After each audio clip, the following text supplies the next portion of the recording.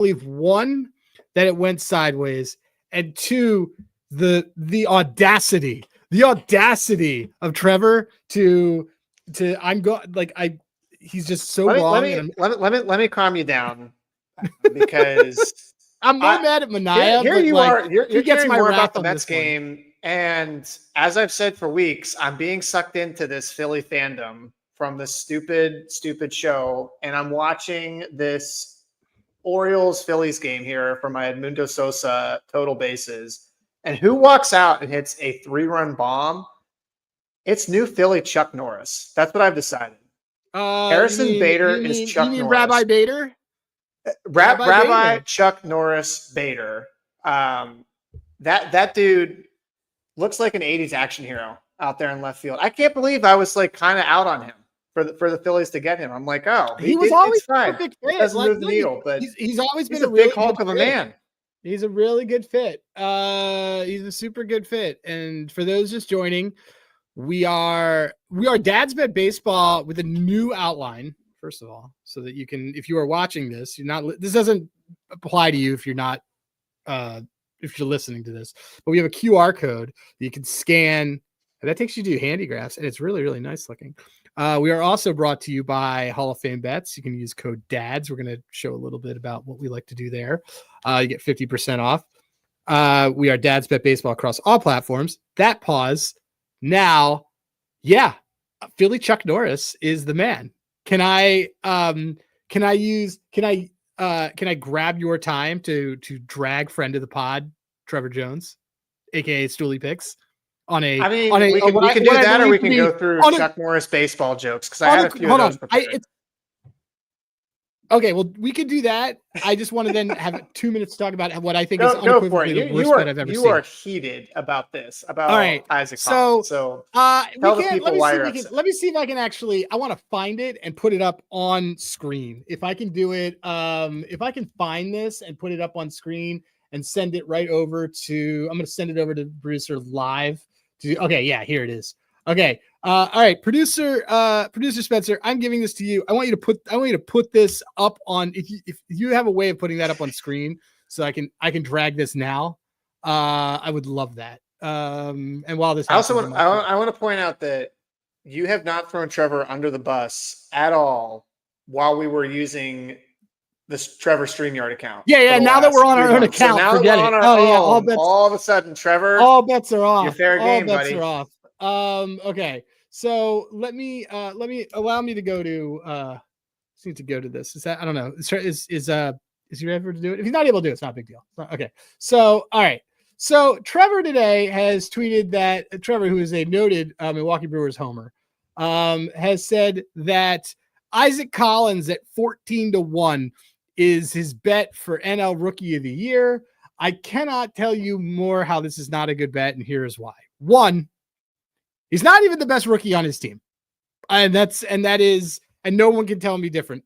Miz got hurt and was a minus 270 favorite, which again, didn't agree with that. But this is also just more about how the market moves crazy. He moved to 10-1. He's expected to miss maybe 2 starts, probably only 1. And again, and I'm saying this, there we go. Putting it up on screen so I can just drag him. All right. So now you can take it down. Now everyone's seen it. All right. So, I thought that was Trevor, by the way, actually congratulating him on NL. Cause I didn't see that he was quoting a tweet from the Brewers saying congrats on his rookie of the month. I thought that was actually Trevor coming up with that and congratulating him, which was sweet. Yeah. So look, and shout out to see Javon in the chat dying because Javon knows rookies and things. So Isaac Collins is a very, very good player. Isaac Collins is not the best rookie on that team. You don't want to buy. First of all, if a guy is just suddenly announced as the best player of the month for the rookie, don't buy his bet then. That is buying high. That is like waiting for Apple stock to be at like 1,000 and saying this is a great time to buy it, or buying Bitcoin today. Like, don't do that. So my other right now, a good bet is actually Mizrowski 10-1 is actually a great bet. That being said, I went like as a batter, it is very hard to win Rookie of the Year. You need you need double-digit home runs. You need to have a massive amount of hits or a high OPS or a ton of steals. Jackson Churio, also a Brewer, had a generational year last year and didn't even sniff a first place vote or even a second place vote. He actually didn't even get that. He finished very distant third in the Rookie of the Year voting last year. So Isaac Collins and his projected 9 home runs and his projected 101 hits would be if he were to win Rookie of the Year, would be the lowest Rookie of the Year number since Chris Coughlin in 2009 for the Miami Marlins, then I believe still the Florida Marlins. And by the way, he had 162 hits that year, and he batted 321 and had what's his projected hits right now? 101. Oh, so 61 hit delta between a 61 hit delta between the last guy to have that low counting stats and what Trevor is saying. I'm trying to remember. Let me go back and look. Trevor, I love you like a brother, but take your homer. If you're going to bet a homer bet, do a homer bet at good value. Don't your homer bet today should have been Miz. I would have, if you had said doubling down on Miz at 10-1, I would have been like, there's my guy. But instead, you got my wrath because this is an unequivocally terrible bet. The 3 finalists are going to be, it's going to be Miz. It's going to be Drake, who also I don't think should win it because I don't think that team should be rewarded at all. And some sort of combination of either Burns or Ramirez. I'm done now. Okay. All right. Glad you got that off your chest. I got it out of my chest. I just wanted to just call this out because Jordan played 87 games. So, because Collins right now is kind of on pace to get as many plate appearances, maybe a little bit more than Jordan got in 2019 when he won Rookie of the Year. Okay. And that year, Jordan had 98 hits. Here's the big difference. Yeah. Jordan also had 27 home runs, 78 RBIs, and a 655 slugging with a 177 WRC plus. A third of his hits were home runs. Literally a third of his hits were home runs. Like, I'm actually just trying to look at what was his ISO? 342. 342 ISO. So whereas you compare to Collins, who has 6 home runs, a WRC plus of 126, and a ISO of also 126. So he is a solid player. And he's on pace for only 3 more hits than Jordan. So Zurowski also 14-1 for Rookie of the Year on FanDuel right now. That's a great bet. I would take that bet. Yeah. I would take that. The guy started the All-Star game. It's a narrative and counting metrics, and it's a thing. Like, also, even if we were going to say in the world, okay, Trevor, he becomes a finalist, he's splitting votes with Miz, and there's no way that he takes enough of them away from Miz to win it. That's it. All right. So yeah, I agree. Dad's Bet Baseball. Did you have more Chuck Norris jokes and things like that? Or what did you have? I was just gonna come in and say that. Did you know that Chuck Norris once hit a walk-off home run in the top of the first inning against himself? That shows how dated we are. That was a Chuck big Norris thing, doesn't throw curveballs. The ball curves out of respect. So that's a current Philadelphia Philly. Are the Phillies, by the way, did the Orioles put in a position player? Because I keep getting notifications of everybody on the Phillies hitting home runs. Because Sosa just homered, and so did Weston Wilson. And Schwarber's homered twice already, and almost a third time. Our incoming guest, our guest who's coming in, who is the great Colby Marchio, is coming in, and we could talk about how all of us have Kyle Schwarber home run leader in pocket when everyone in the world was like, oh, Cal, and Schwarber's Mr. August. It sounded a little Happy Gilmore-esque right there. And I'm in a hater mode right now. Losing this Mania bet pissed me off so much. It's got you spicy. So it does. All right, so let's cool you down a little bit, and let's try and talk. Let's share screen and use Hall of Fame bets and handigraphs to talk about intermetrics of things. All right, let's do it. All right, so here's what I wanted to talk to everybody about, and it's really good to use Hall of Fame bets for. So everyone loves to bet total bases, but total bases live in a world between arguably three other bets. Well, definitely three other bets. They live in a world of 2 hits, double, and home run.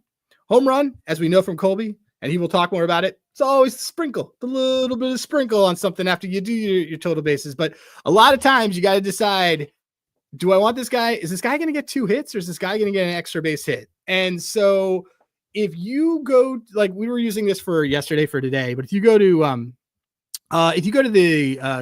the trends, and you go to trends and you can make the columns. We're on Hall of Fame bets right now. If you make the column for total bases and then for hits,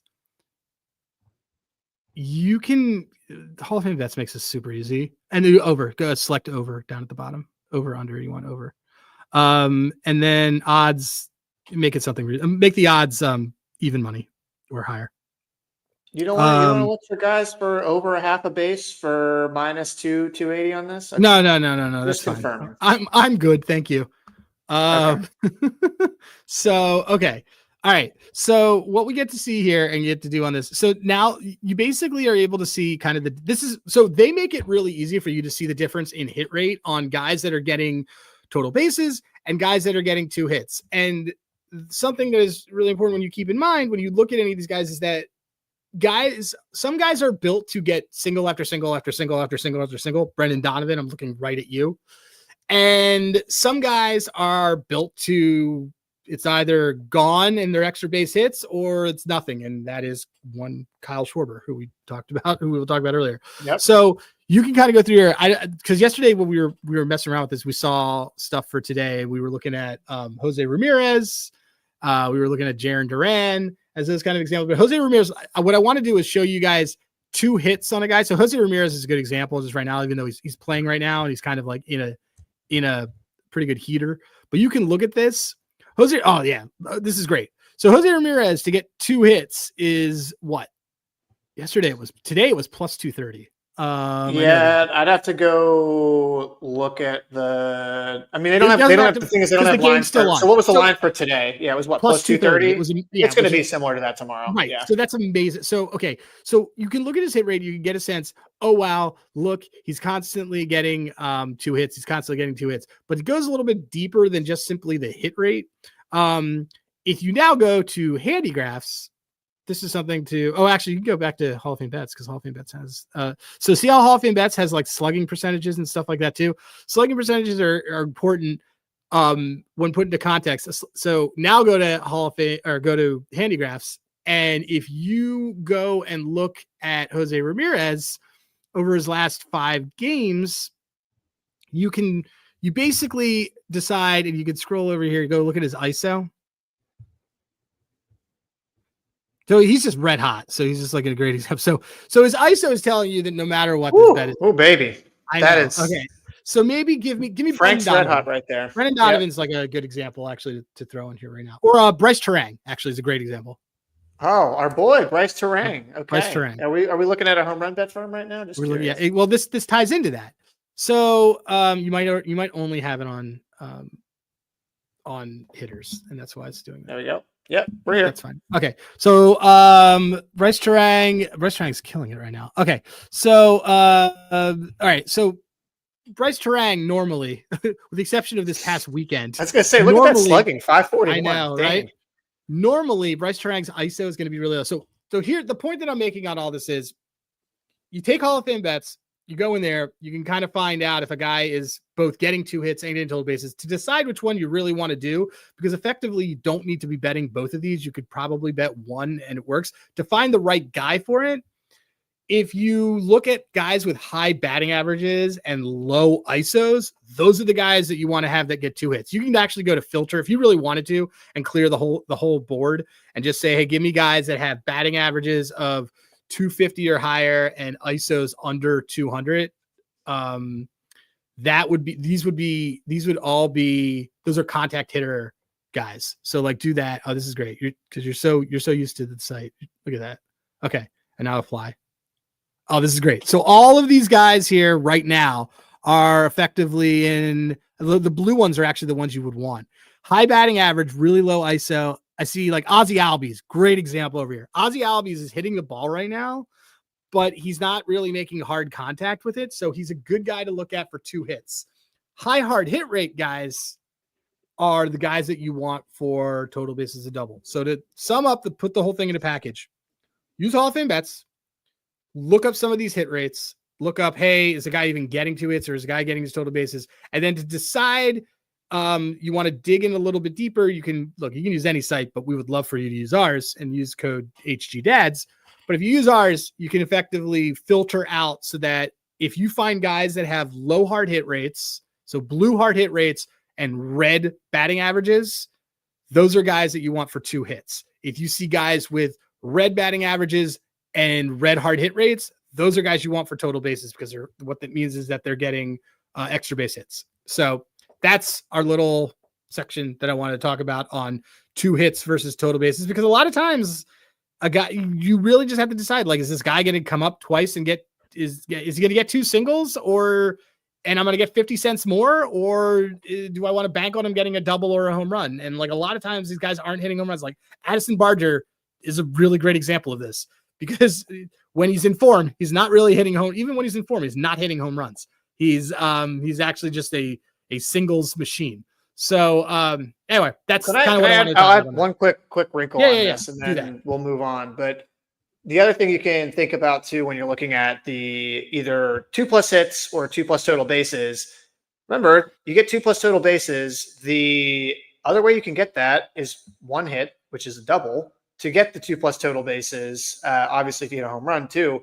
But some of these guys too, like just from what you were just going through here, Adam, another thing that you can kind of, if you want to say you want to go bet a double, what I'll try to look for is I'll add guys with relatively kind of low fly ball rates as well. So you'll look at things like maybe 35 or less. I probably should add line drive rate, honestly, here, so we could use that too. But line drive rate is effectively hard hit rate, but just yeah. So guys that have hard, so what you want to look for is like guys that have high hard hit rates, low fly ball rates, but you're seeing that they are getting a bunch of extra base hits, right? That's usually an indicator that, and also if they have like a low home run to fly ball rate. But usually guys with low fly ball rates, high hard hit rates, they're making contact and they're getting extra base hits. Well, those extra base hits are most likely going to be a double. So that's another way too. Like I always like to look and see kind of what double prices are. Occasionally you're going to get, some of these guys like Jose today, I know for a double was like plus 440. And that's a guy that can hit essentially a double with his speed any game. That's a good call. Well, so, also again, think of guys who are playing in other parks that are, Jaron Duran comes to mind for me, that a guy that doesn't hit a lot of home runs, but does have a lot of hard hits and plays in a very batter-friendly park for doubles. Yep, Zach Kinstry. He should have actually had a triple today, but he was dumb and tried to get off too much. But either way, that's just another kind of small thing I'll just add to the 2+ hits total bases is, low fly ball rate, high hard hit rate. Also kind of just take a peek at that double.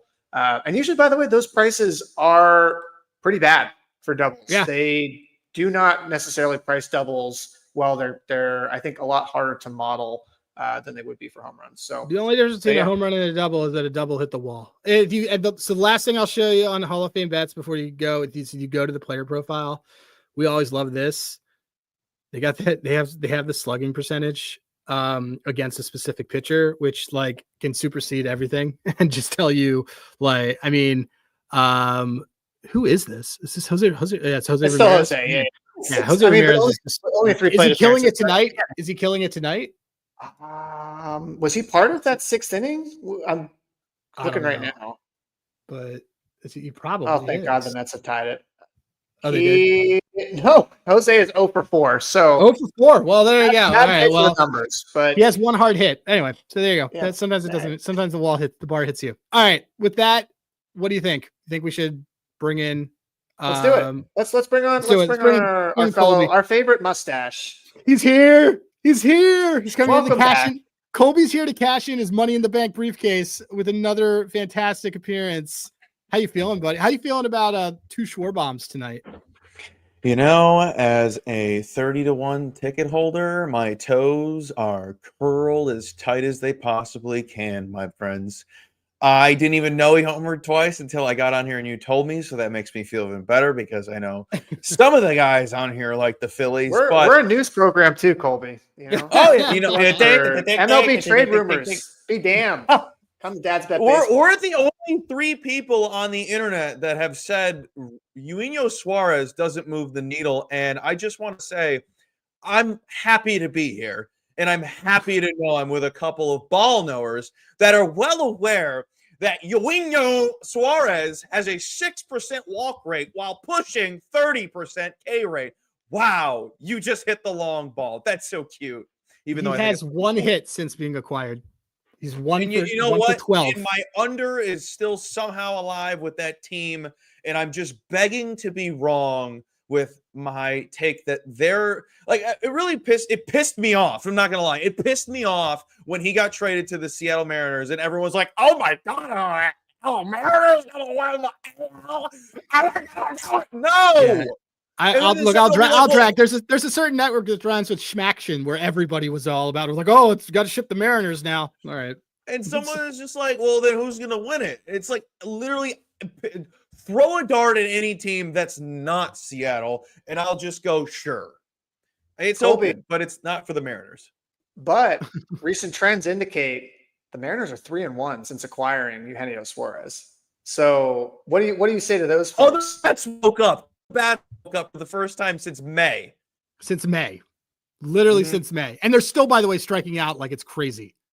Oh, they're so weird. Also, I would have the reverse take if this was last season because their rotation sucks this season. When last year it was the best rotation in baseball, they gave up the same amount of runs they scored. So I'm still out. It's not the Mariners. This ties to like a pretty key question though that we should talk about. Who had a worse weekend, the Rangers or the Yankees? The Yankees. As a Yankee fan, I'll say it's the Yanks. Okay, I honestly didn't expect that. I'm ready to make you feel because we all have Rangers. We all let's hear why. Yeah. Well, the Jazz thing put me over the edge. The Jazz thing put me well over the edge. I did tell you on the best record there, Adam. After Schwarber homer, we can talk about that in a minute. But I don't think you're wrong. It's just a fan. I'm like, I just know how they are. And without Judge, and depending how he comes back, it really depends on the trajectory of this team because they rely on him so much and they rely so heavily on the big hit. They don't do the small stuff. And we see it. They don't even know how to stand on the base path. And Jazz being asked, well, would you have done anything differently to not get doubled off at second base while a pop-up is at second or first base? Pop up at second while he's at first. And he said, no, I was trying to make a big play. Okay, so hypothetically, the second baseman drops that ball. You're still out at second base, Jazz. Make it make sense. I don't get it. I really don't get it. And I've always hated how Boone is so soft. And you could argue, well, that's not how things are these days. We're a little softer. We're a little more sensitive. I understand that to a degree. Every team is different. Sit his rear end at the end of that bench. Please. Make a statement. I understand Boone is a player's coach, but when Austin Wells doesn't know how many outs there are and Jazz Chisholm doesn't know how to stand on first base, it gets a little old. So I think they're in deep S word. I don't cuss anymore because I'm a saint. I think they're in trouble because they're just going to rely on the big guy. So let me. I had to calm Berg down because he was coming in super hot at Trevor. Let me try and do the same here. It's a therapy Isaac Collins rookie of the year. Get out of my face. Here's what I'd say. It looks so bad. I also think the way they lost on Friday and Bednar coming in, all of the acquisitions just completely. They were in a pool. That might have been that might have been a bit. That might have been them being like, it honestly did seem kind of like an SNL right now to skit. do the funniest thing in the world. And they were all like, it would be really funny if we did this. And they all collectively he gave up his first runs in 2 months. Yeah. That was my favorite stat of the week. Okay, so it looked really, really bad.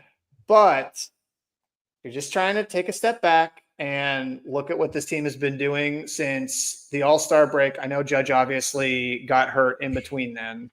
Starting pitching has been really bad. Okay. They're not going to be 27th in WAR since July 15th. They're not going to be that bad the rest of the season. Actually, their batting has been like, okay. I think they've been a lot more boom or bust. And it seems like the games that they've boomed, they've also given up a ton of runs. So that also has just been a little bit unlucky. Here's the thing with the Yankees, though, and maybe Adam, this kind of feeds into the best record bet that you were talking about. Yeah, I want to talk about the Yankees, first off, 24th hardest strength of schedule remaining. Okay, so just keep that in mind. They have a pretty easy schedule, and we thought that the Marlins would have been part of that. Marlins have been one of the best teams in baseball since July 1st. They're 18th and 10, or 18 and 10, fourth best. Lead the league in pitching WAR.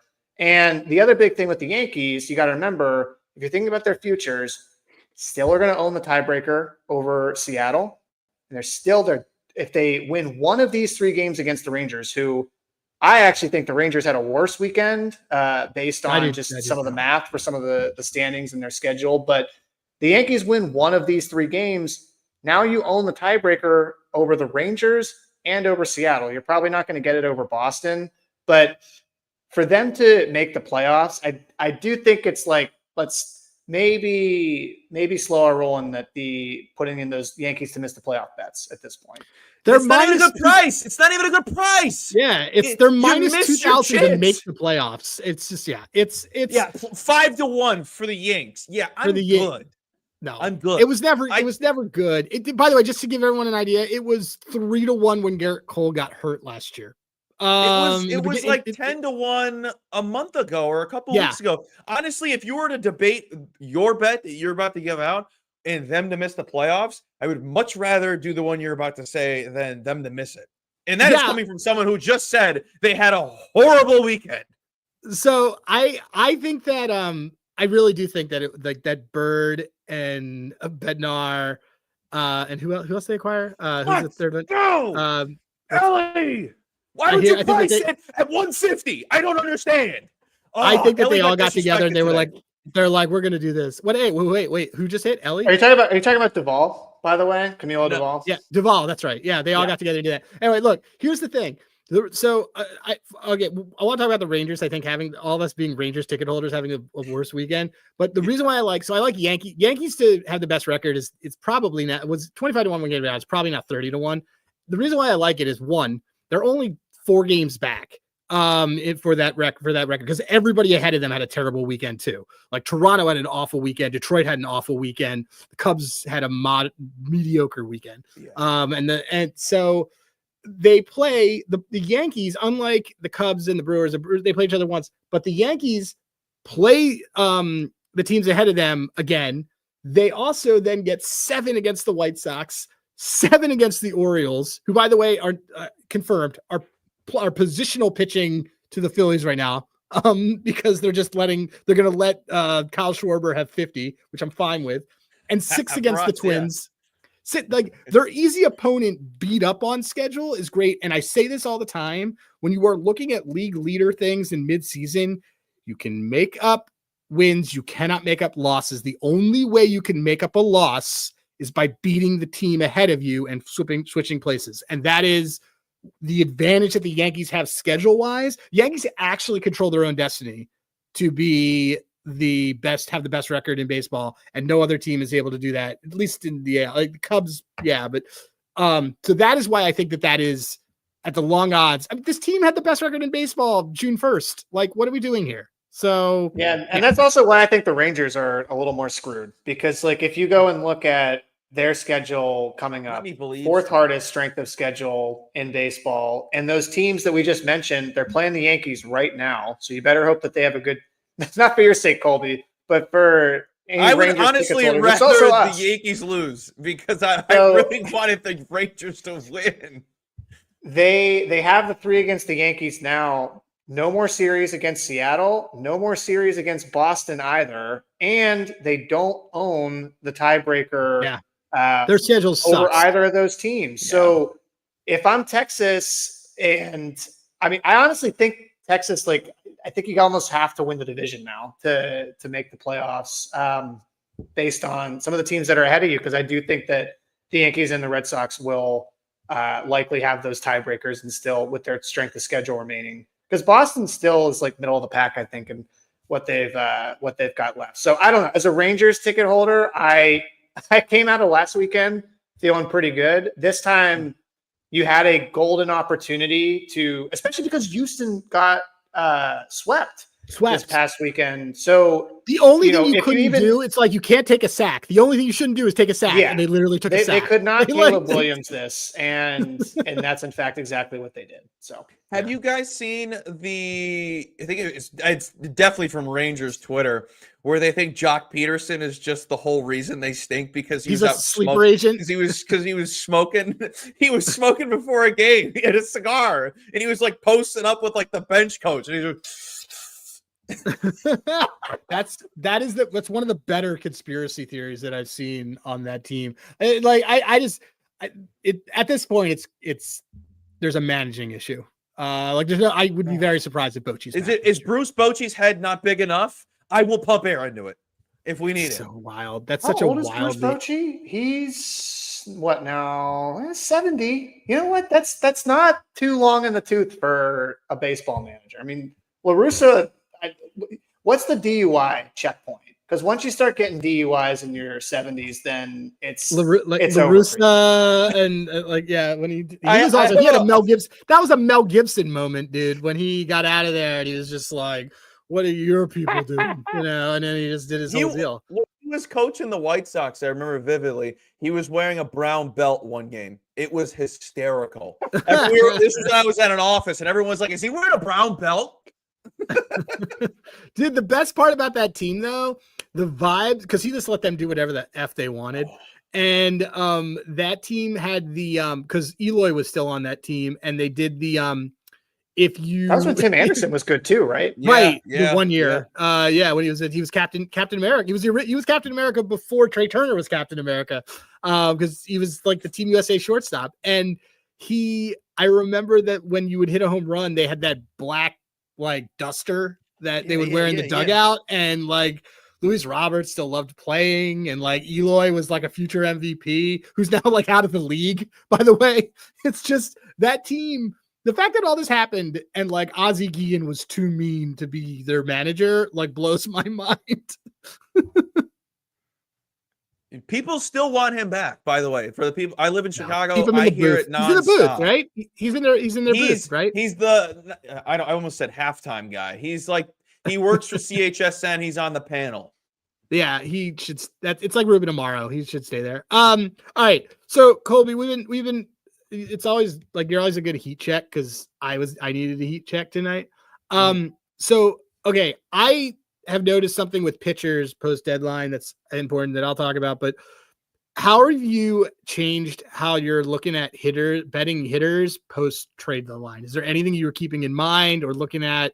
Like, is it just like continue the same systems, all systems go, or is there stuff you've noticed or anything like that? It's pretty much the same system. I've been trying to tone down, honing in on one player and seeing if I could just take a team instead. Like today with the Mets, they had a lot of guys that Batter Siphon Box liked, and I don't like Slade. I think he's overrated, but they didn't come through in the first 5 team total. They did it all in the 6th. Thanks. Which was the third time through the order. Give me a first 6, and I might. There's first 7. There's first 7. Yeah, but I don't know. I don't sometimes like it. But my thing is, for the people that want to get into first 5 betting, I did it all last year. It's one of my favorite bets. But like people sometimes can't bet it, so I feel bad. But my rule of thumb is if they don't get it in the first 5 and you are watching the game, only do this if you're watching the game and you sense the team's still having some momentum and you're like, they should have cashed that first 5. You take them in the first 7 because it's live and it's usually just an extra run at sometimes plus money. Or if you're feeling ballsy, you bet them to score in the 6th inning. That's one of my favorite bets. I was about to go for that. 6th inning's the highest scoring inning aside from the first. People forget that. You know what we should start doing? We should start sorting guys by third time through the order and just betting total over runs in the 6th inning. Ooh. I think we did try this, by the way, already with Jack, and it was immediately we lost that bet. Oh, we lost miserably. And we were like, okay, we're not touching this market again. Well, okay. Well, so there's the things that I've noticed. So that ties to this. So the things that I have noticed, because today I was like, oh, I'm going to fade a couple pitchers. I'm going to fade Luzardo. I'm going to fade Sandy. Yesterday, I was like, it was a flat spot for Fromber. I lost. All three of those guys gave up 3 or more runs each before the third. 2 of them gave up 5 runs, and I still lost under 17.5 outs. And the reason is because I looked, and I really need to keep this in mind. A lot of guys are way low, are tracking way low to their innings from last year. So people are going to get shut down, yes, but people aren't going to get shut down 30 innings before they hit what they even had last year. And so things to notice, like Luzardo is a really good example. Luzardo is on pace to just like hit what he had last year, like 177. His innings are actually very low. Sandy obviously didn't pitch at all last year, and he hasn't been eating innings this year. So they're going to let these guys wear it. Fromber was a little bit weird because he just got super efficient, but I guess when you're looking at some of these markets, like look at where a guy is versus his stuff from last year. Lodolo was an example of the other side tonight, and I called this out, and it happened because of a blister, but whatever. It's actually still technically the same cap, them being careful. Lodolo is already at his career high in innings pitched by 15. So look for guys that have already done this, that are like, I've already hit more. He's at 130, and his highest was 115 last year. I think Skeens is the same way too right now. Right, exactly. Yeah, and so a lot of these guys, giving them just free reign to do whatever, especially if you're the Reds and you need to save 15 innings or you want to save some innings for the playoffs. They would probably want him to get to 170 before the playoffs, and then cool, he can tack on to that, because otherwise you're going to finish the year. You're going to be 60 innings over what you pitched the year before. That's crazy. That's like 10 starts. So you got to just kind of look and just give yourself an idea of if a guy is at where he's at the year before, and this is for triple digit guys. Like tonight, Hauser is at the same amount that he was last year, but he had 60 innings last year, and like the Rays didn't acquire him to go 3 innings. Like my entire cap he's literally there to eat innings. But look at guys, especially like young pitchers that are blowing past what they had last year. Kind of keep that in mind, that on one end, some of these guys are probably going to get pulled back. And then on the other end, if guys are not at their innings, they're probably just going to let them go and make them wear it. So that's just kind of the thing to think about as you look at Santella. Every time he's out. Like Santella, who's just like they let him wear it. Well, a lot of those dudes. The material, if you're talking about like a shirt, wear it. The material is patches. It's literally holding on by strings. I'm baffled every time he's out I really wish that baseball kept an official stat for OTD, which is out to die.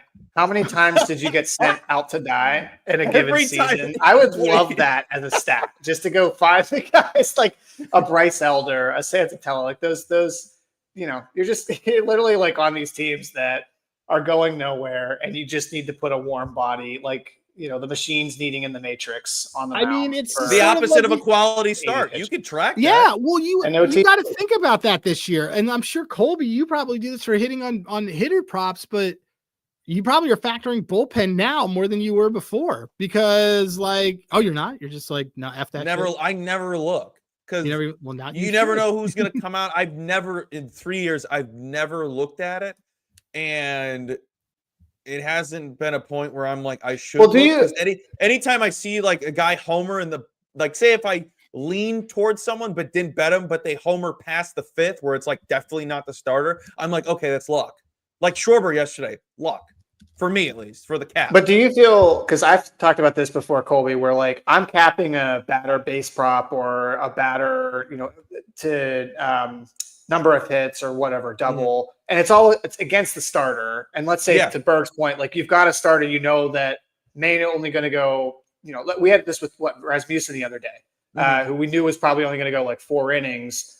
Isn't the better play at that point just to say, all right, look, I'm just going to bet next plate appearance live for this guy to then go have a hit on? Because, for example, like I had this last week with Wallner, and I was getting 8-1 on anything but a single in his next plate appearance, and that was against Giolito, who I had basically said he's going to get 2 of these. Like, isn't that kind of the way to just play that then? You probably get a much better number too, and like to what I was saying, like you're handicapping the starter, so you're expecting it to happen in the first 2 at bats because he's probably only going to get 2 at the minimum against that starter unless they blow him up. So yeah, I mean, I would say you could do that. Also, just to throw respect out there to Wallner, he's the most disrespected person in terms of prices. Ever since he came back from injury, it's really sucked because he was a cash cow prior to injury. Because he bet leadoff and he'd be minus 115. That's insane for a hit. Insanity. And now he sucks. Well, he's rocking up an arm, Matt Wallner, too. Seventh fastest arm in MLB. I always joke. All his friends are gone. All his friends are gone, though. That's the problem. So he's in that. Colby, do you want to stick around for some dad moves? I have a dad move. I've been holding it for weeks. All right. Well, cool. Yes. Well, first we're gonna do our mini ad read, which is reminding everybody that Hall of Fame Bets is a sponsor, and to go to hofapp.com, you can use code DADS. They are awesome. And you saw we have like deep research with them. Also, presenting sponsor is our own website, handygraphs.com. It literally pays for Spencer to exist. You can use HG Dads, lots of data. Colby uses it. It's really actually good. It's been awesome. Hold on, I'll give you a free ad. Yeah, I've been using it over the last week, and I told Adam this. It has data that I've always wanted, but didn't know I could have. So it was just like I wish I had this in the past, and I'm glad I figured it out myself and was like, finally, I'm going to use it because it was a Sunday. I'm like, you got to do it on a Sunday. I can't like do it during the week. I don't have enough time. You can't break up the system. No. And it has been expected ERA over the last 4 weeks. With Chatterbox, and it's great because there's it's perfect. We don't even need Opus for that clip. Colby just put that so nice and succinct for us. It's a straight crop. I love it. It's perfect. All right. So anyway, HG Dads, and remember to follow us. Like, you're possibly watching. If you are under 30, you are watching us on Twitch. If you are over 30, you are listening to this.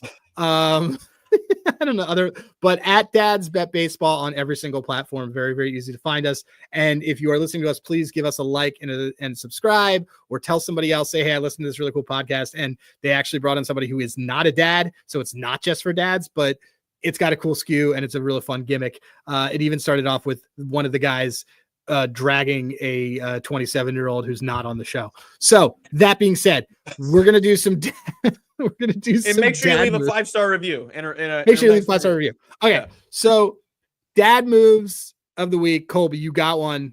Yeah. For everyone who's just joining, these are kind of like recommendations and like words of wisdom that you've gotten, something cool you did this week. Colby, what do you got?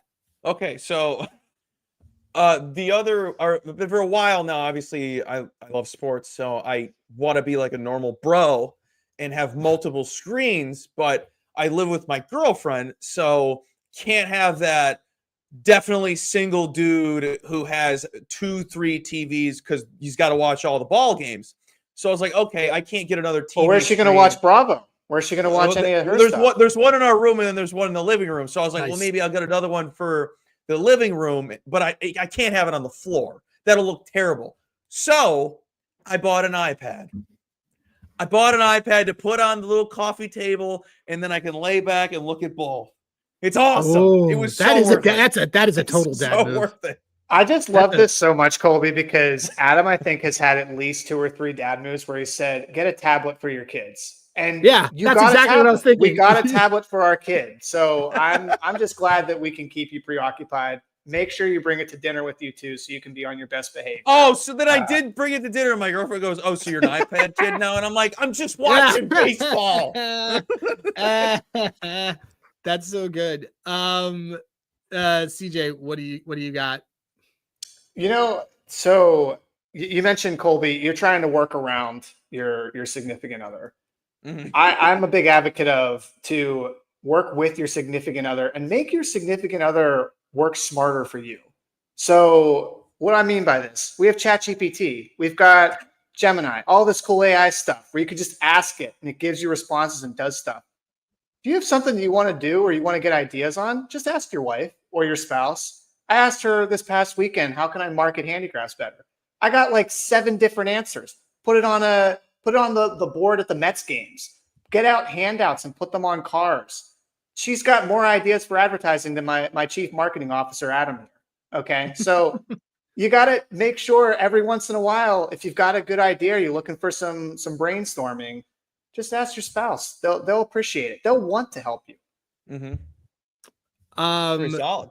Tied to that is excessively showing appreciation for your spouse or significant other when they haven't even asked or they haven't done anything is a really good idea, especially during a key 10-day period of the month before and after.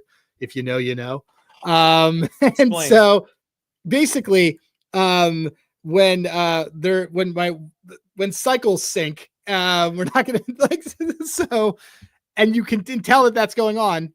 Rather than say, "Oh my gosh, you're being like the rinse cycle," or like, yeah. Oh, okay. Yeah. So rather than say what all of our gut reaction is, "Oh my God, you're overreacting because of this." Instead, I have learned that I'm after 6 years of marriage and just 10 years of dating this woman or being around this woman, that I'm just going to start. I've started saying, "Hey, thanks a lot for X," or "Thanks a lot for how you always put the food together, and thanks a lot for always picking up the kids so that I can do dumb podcasts with my friends and things like that." Preemptively, because what I've learned is that 1, they're bonkers, and 2, they also don't necessarily hear when you proactively say that you appreciate them. So if you say it a lot, it starts to program them of like, "Oh wow, like he's constantly saying this. I don't even have to ask for it." And so anyway, so the dad move is.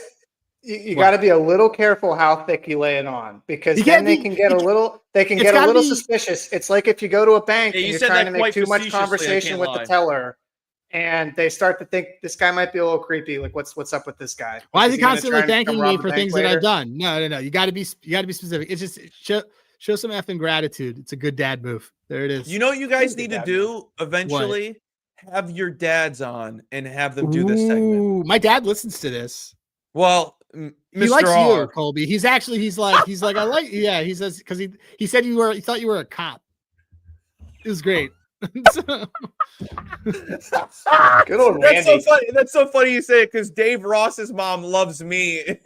That's so awesome. I was like, make sure you let Mama Ross know that she's the best. That's really, really funny. I'm trying to get Scott Reichel's mom to follow me on Instagram, but it's not working because she's apparently my age. Which is just, well, you guys are divorced because Scott's your kid. That's why Scott's, I'm a stepdad. There's a lot of stepdad rumors now going on about Scott. All right. So this was a great episode of Dad's Bet Baseball. We haven't had a bad episode since June. July was on fire for us. So thank you, everybody. You actually, real talk, you guys boosted all of our numbers on YouTube and across the board. Like, we went from 30 people listening to us to like 80, for just listening. And then we grew like 600% in July. I don't know, man. Thank you guys all for listening. So, Colby, tell everybody where they can find you and when. Yeah. Okay. So let's get this going. Crack my knuckles. You can find me at Dad's Bets once a month. Dad's Bet Baseball, to be exact. Also, you can find all my write-ups, all my doodle bobbers on Betting News every single day. It's always free. It never will be paid for. At Colby M Bets is my Twitter. You can follow me on there. That is where everything is dished out. Also, the doodle bobs get posted on there. I call them doodle bobs because Betting News calls them scribbles, and I don't like being like everybody else. I like thinking for myself. Anywho, thank you, Betting News, for everything. And you guys are the absolute best. If you're not using Handigraphs, I don't give out free ads. Is it because these guys are my friends? You do not give out free ads. I don't give out free ads. It's it depends on the sport. Baseball, it's batters-box.com. Don't forget the hyphen. Handigraphs, college basketball, go use the big three. And that is anything that you can find that is for free, and which is Hasslemetrics and Bart Torvik. Oh, dude, I love advanced data. If you don't like advanced data, you're not going to understand this because I'm not smart. So anything that's already done for me and makes me sound smart, that gets me going. But thank you guys as always for the invite. Yeah, dude, thanks. CJ's the tech behind it. I'm just he's the CEO. I Oh, just you coded that, CJ? Yeah, I wasn't sure who coded it. No, that was definitely CJ. Oh yeah, CJ's the code monkey. I'm the Ari Gold. Yeah, I'm the AI assistant that Adam's actually going to. He's the one that's prompting me and being like, "Hey, we need sprint speed. Go do that." I don't know why I was telling Berg that it was so great. I should have just texted you. I was like, you should have told CJ. It's all CJ. You need to help out Monty because his stuff glitches sometimes. We got we'll get it. We want to find ways to do that. I gotta talk to Monty about that too. Well, Matt Brown from VSiN texted me today, and he was just like, "Yo, this site's great. I have a lot of feedback on some design things, but it's fucking great." And I'm like, I don't think that is bad. So no, it isn't. You just have to get. It's just you have to understand. Like we've learned from like actually our users that once you watch one video, you're like, oh fuck, like you have a light bulb. Once you find what you're looking for the first time, I just have to do it. Huge light bulb moment. And now like CJ added views. So like I'm gonna set up a view. So you could have like I only want these stats because I know I'm gonna be capping outs, or I only want these stats because I know I'm gonna be looking for pitchers that give up that might retire the DP market for a little bit. We've not been good, but like that kind of thing. It's pretty awesome. So and we got people like trading filters and stuff like that. It's like Pokemon. It's great. So I feel like I'm like the kid, like my parents are like in the other room in the bedroom and I'm like standing outside listening for feedback because I know that they're like talking about so I think we should get CJ that bicycle for Christmas. What do you think? But the people that don't use advanced data, they all look like that. So I was like, this looks fine. Yeah, no, it makes total sense. And once you look at it, you're we have one user who's just like, I'm not really, I'm new to all this stuff. And he's like extremely advanced for someone who thinks that he's pretty new to it. He's like, so anyway, I recorded my own YouTube video giving you guys a review. And I was like, okay. And it was great. And then he sent us an email saying, sorry, I didn't find this button, but he's a really nice guy. Anyway. All right. So for Spencer, our producer at Spencer_Ray, CJ is okay, slipping. I never even given the head slipping Jimmy. He's at Dad's That Bet. I am Adam Rosenberg at Hey Rosenberg. Colby is at Colby Bets. And we appreciate you guys coming by. This has been Dad's Bet Baseball. And CJ, what is the last word? When Chuck Norris plays baseball, the ball brings itself to the bat.